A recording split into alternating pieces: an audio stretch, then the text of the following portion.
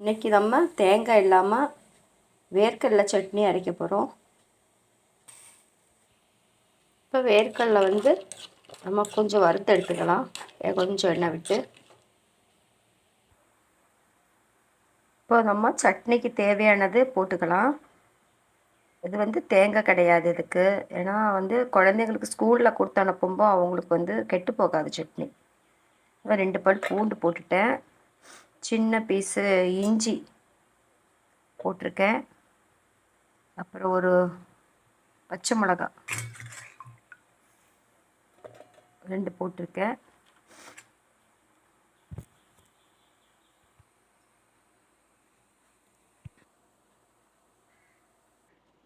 இதுக்கடையில் நான் இட்லி ஊற்றி வச்சுருக்கேன்.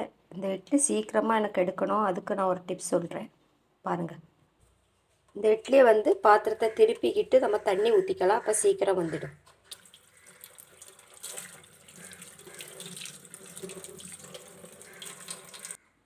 இப்போ இட்லி எவ்வளோ ஸ்மூத்தாக வந்து பாருங்கள்.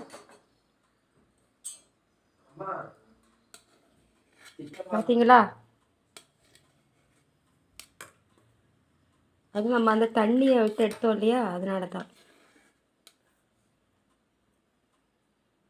இப்போ இந்த சட்னிக்கு நம்ம சுடு தண்ணி தான் ஊற்றணும், பச்சை தண்ணி ஊற்றக்கூடாது.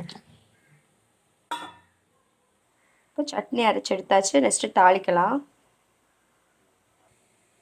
இப்போ கடுகு போட்டுக்கலாம்.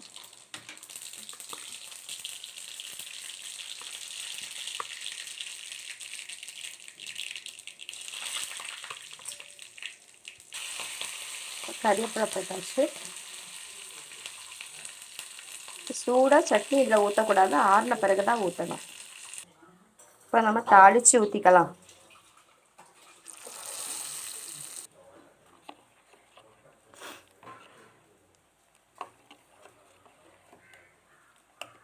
டேஸ்டான சுவையான சட்னி இட்லி ரெடி ஆயிடுச்சு. வாங்க சாப்பிட போகலாம்.